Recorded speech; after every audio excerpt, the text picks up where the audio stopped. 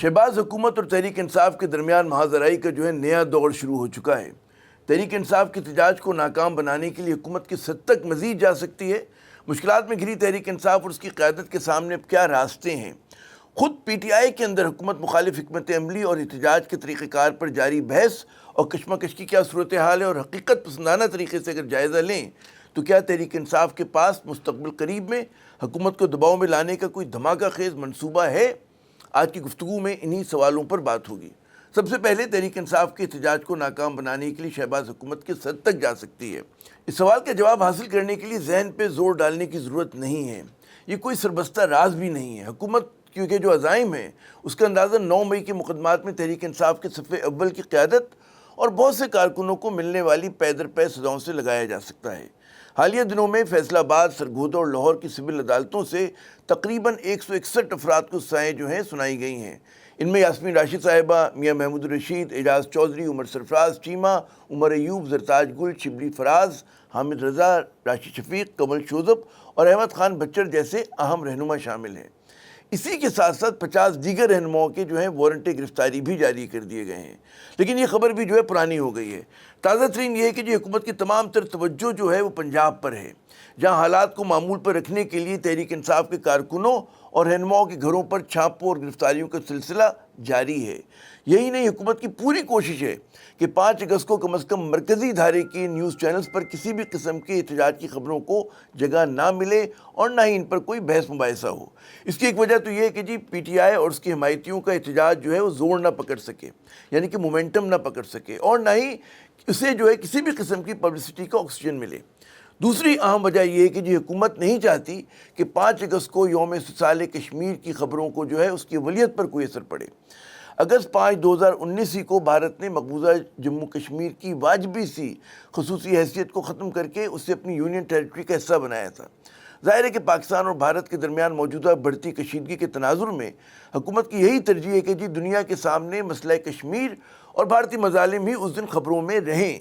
ये इस बात का वाज़ेह इशारा है कि अरबाब इक़्तिदार और इख्तियार तहरीक इंसाफ को उसके ऐलान करदा पुरअमन अवामी राब्तों से लेकर एहतजाज की इजाज़त देने के लिए किसी तौर तैयार नहीं। इस ज़िम्न में बरसर इक़्तिदार सियासी और फ़ौजी क़यादत एक सफ़े पर है। मखसूस नशिस्तों पर आईनी अदालत के फ़ैसले के बाद हुकूमत को पार्लियामेंट में 2/3 अक्सरियत भी मिल गई है। भारत के साथ 4 रोज़ा लड़ाई में कामयाबी और अमरीका से ताल्लुकात में बेहतरी के बाद हुकूमत के एतमाद में भी बज़ाहिर इजाफा हुआ है। इसलिए साहिबान इक़्तिदार और इख्तियार वो समझते हैं कि वो अपनी मौजूदा सख्तगीर पॉलिसी को जारी रखते हुए और उसकी आँच को ज़रा बढ़ाकर PTI के अवामी जिन है उसको काबू में रख सकते हैं। लेकिन ये बात तो हुकूमत की ख्वाहिश और कोशिश की हुई। तहरीक इंसाफ इस सूरत हाल में क्या अपने ऐलान को अमली जामा पहना पाएगी? क्या वो कोई मौसर एहतजाज कर पाएगी? बड़ा सवाल है। समझने की बात है कि तहरीक इंसाफ फिलवक्त मौजूई और मौरूज़ी यानी कि दोनों सब्जेक्टिव और ऑब्जेक्टिव दोनों तरह के चैलेंजेस का उसको सामना है।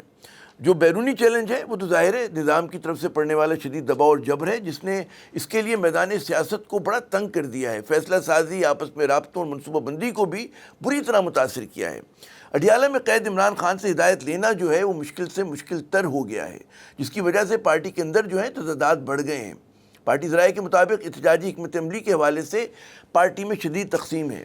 तहरीक इंसाफ के ज़राए का कहना है कि पार्टी में ये बहस बड़ी फितरी है कि अपनी क़यादत, कारकुनों और हामियों को किस हद तक दाव पे लगाए, क्योंकि 26 नवंबर की तल्ख यादें अभी ताज़ा हैं। रियासत ने अपने इरादे ज़ाहिर कर दिए हैं। तहरीक इंसाफ के बकौल जहाँ अरबाब इख्तियार के हुक्म से गोलियाँ चलने से इसके कई कारकुन जहाँ बाक हुए, वहीं तकरीबन 10,000 कारकुनों को गिरफ़्तार भी किया गया, जिनमें से 7,500 का ताल्लुक़ था वो खैबर पख्तूनख्वा से था।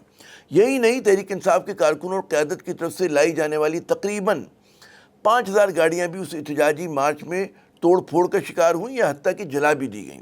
यानी कि शहबाज हुकूमत ने तहरीक इंसाफ के लिए एहतजाज की कीमत वो बहुत ज़्यादा बढ़ा दी है। ताहम हुकूमत वो तहरीक इंसाफ की जानिब से हलाकतों के दावों की तरदीद करती है और गोली चलाए जाने और हलाकतों का सबूत मांगती है। दूसरी जानिब बैनुल-अक़वामी मीडिया और अस्पताल के ज़राए के मुताबिक 26 नवंबर को तकरीबन 20 से 28 हलाकतें हुईं। लेकिन हलाकतों के होने या होने पर बहस अपनी जगह, बड़ा सवाल ये कि क्या इन हालात में पार्टी इमरान खान की हिदायत के मुताबिक कोई ऐसा मौसर एहतजाज कर पाएगी जो हुकूमत पर दबाव बढ़ा सके। ये वो सवाल है जो तहरीक इंसाफ के हिमायतियों और चाहने वालों के ही पेश नज़र नहीं, बल्कि वो जो तज्ज़ियाकार हैं और उसके नाक़दीन हैं उनके भी पेश नज़र है। लेकिन जहाँ एहतजाज के हवाले से अंदेशे हैं, وہیں تحریک انصاف کی قیادت کو اس بات میں کوئی ابہام نہیں کہ جب تک حکومت پر دباؤ میں اضافہ نہیں ہوگا اور موجودہ نظام کو چیلنج نہیں کیا جائے گا اس وقت تک اس کے لیے راستہ کھلنے کی کوئی امید نہیں۔ اس لیے تحریک انصاف میں عمومی رائے یہی ہے کہ جی راستہ ایک ہی ہے، مزاحمت، یعنی کہ تنگ آمد بجنگ آمد۔ لیکن ظاہر ہے کہ اس دور میں مزاحمت کی بڑی بھاری قیمت ہے، بالکل ویسے ہی جیسے 26 نومبر کو دیکھنے میں آئی۔ لہذا تحریک انصاف اپنی نئی احتجاجی مہم میں اسلام آباد پر الغار کرنے سے گریز کرنے کا اعلان کر چکی ہے۔ اس بار ارادہ ہے کہ جی ہر شہر میں احتجاج ہوگا، لیکن اس قسم کی تحریک کا تسلسل سے چلانا جو ہے تحریک انصاف کے لیے ایک بڑا چیلنج ہے۔ خیبر پختونخوا میں یقیناً وہ طاقت کا مظاہرہ کرنے میں آزاد ہے، لیکن کیا پنجاب اور سندھ میں بھی وہ کارکنوں اور عمران خان کے چاہنے والوں کو باہر نکال پائے گی؟ اور اصل جو چیلنج ہے وہ پنجاب کا ہے، اور یہی تحریک انصاف کا سب سے بڑا جو ہے میں سمجھتا ہوں کہ اس کی آزمائش بھی ہے۔ جہاں تک بیرون ملک خصوصاً برطانیہ اور امریکہ کا تعلق ہے، تحریک انصاف وہاں احتجاج منظم کرنے کی بھرپور جو ہے وہ صلاحیت رکھتی ہے، جو موجودہ حکومت کے لیے اگر پریشانی کی بات نہیں تو کم از کم جھنجھلاہٹ میں مبتلا کرنے کے لیے بالکل کافی ہے۔ ویسے پاکستان میں عوامی طاقت کے بل پر حکومت گرانے کی مثالیں موجود نہیں، حتیٰ کہ فیلڈ مارشل ایوب خان بھی جب صدارت سے رخصت ہوئے تو جاتے جاتے اقتدار جو ہیں وہ جنرل یحییٰ کو سپرد کر کے گئے تھے۔ ذوالفقار علی بھٹو کے خلاف 1977 میں عوامی تحریک ضرور چلی، لیکن اس کی کامیابی کے اور عوامی طاقت کے علاوہ بھی جو ہے میں سمجھتا ہوں کچھ اور بھی عوامل تھے، اور اس کے نتیجے میں جو ہے ہم نے دیکھا کہ جنرل ضیاء الحق صاحب کا جو مارشاء اللہ ہے وہ 11 برس تک خوب آب و تاب کے ساتھ چمکا۔ اس کے بعد دیگر جتنی حکومتیں آئیں اور قبل از وقت گئیں، ان میں جو ہے حکمراں اداروں کی چپقلش کا بنیادی ہاتھ ہے، نہ کہ عوامی احتجاج کا۔ کبھی وزیر اعظم بمقابلہ صدر جو ہے اعلیٰ عدلیہ تھا تو کبھی فوج، لیکن فی الحال جو ہے نظام پر موجودہ صاحبان اختیار و اقتدار کی جو گرفت ہے وہ بہت مضبوط ہے۔ ان حالات میں عوامی تحریک کی کامیابی اگر ناممکن نہیں تو انتہائی مشکل ضرور ہے، اس لیے فیصلے سڑکوں پہ نہیں بلکہ ایوانوں میں کرنا زیادہ بہتر ہوگا، لیکن فی الحال اس کے آپ کو دور دور تک کوئی آثار نظر نہیں آتے۔ بات اگر ہم تحریک انصاف کی کریں تو جناب تحریک انصاف کے احتجاج مؤثر ہو یا غیر مؤثر، دونوں صورتوں میں پاکستانی سیاست کا جو ٹیڑھا پن ہے وہ برقرار رہے گا۔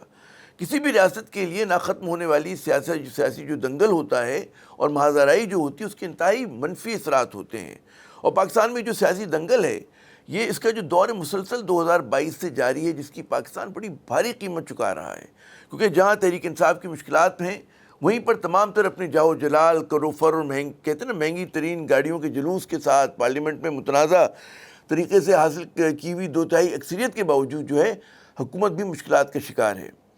شہباز حکومت کا مسئلہ یہ کہ نہ اس کا جو ہے معیشت درست کرنے کا بیانیہ عوام میں بک رہا ہے اور نہ ہی سیاسی استحکام لانے کا۔ شہباز صاحب کے دور اول اور دوئم میں ٹیکس اور مہنگائی نے جو ہے عوام کا کچومر نکال دیا ہے۔ عوام کی نظر میں فروری 2024 کے انتخابات جو ہیں متنازع تھے اور ہیں، یعنی کہ حکومت کے جائز ہونے پہ سوالیہ نشان ہے۔ ملک جو ہے نہ ختم ہونے والی سیاسی محاذ آرائی کی گرفت میں ہے۔ حکومت کی ناقص پالیسیوں کی وجہ سے ملک میں دہشت گردی بڑھی ہے۔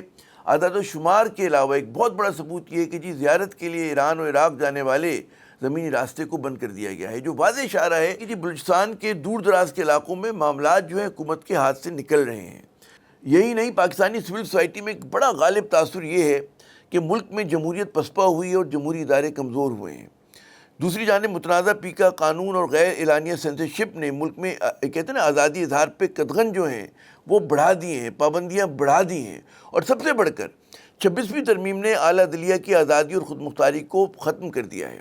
شہباز حکومت کے خلاف چارج شیٹ میں مزید اضافہ ہو سکتا ہے، لیکن تحریک انصاف کی تمام تر مقبولیت کے باوجود فی الحال اس ملک کی سیاسی اسٹیبلشمنٹ اور فوجی اسٹیبلشمنٹ جو ہے وہ ایک صفحے پہ ہیں۔ اس کے بیچ میں سے تحریک انصاف کے لیے راہ نکالنا آسان نہیں، لیکن بطور مقبول جماعت وہ اس بات کی قدرت رکھتی ہے کہ شہباز حکومت کے سیاسی استحکام کے بیانیے کو جو پنپنے نہ دے، یعنی کہ پاکستان میں راوی جو ہے سیاسی عدم استحکام اور محاذ آرائی ہی لکھتا ہے، جو وطن عزیز کے لیے نقصان دہ ہے۔ آنے والے دنوں میں تحریک انصاف کی کوشش ہو سکتی ہے کہ دیگر سیاسی قوتیں بھی اس کے احتجاج میں شامل ہوں۔ حالیہ کل جماعتی کانفرنس اس سلسلے میں اہم قدم تھا، لیکن دیگر سیاسی جماعتیں ایک متفقہ ایجنڈے کے باوجود یکلخت احتجاج کی طرف نہیں جائیں گی۔ اس لیے جو ہے ہم دیکھتے ہیں کہ فی الحال جو تحریک انصاف ہے وہ احتجاجی سیاست میں تنہا جو ہے محو پرواز ہے، یعنی کہ سولو فلائٹ پہ ہے۔ تو جناب یہ ہے میری رائے اور تجزیہ، آپ اپنی رائے اور مشورے سے ضرور آگاہ کیجیے گا۔ عامر ضیاء کو اجازت، خدا حافظ۔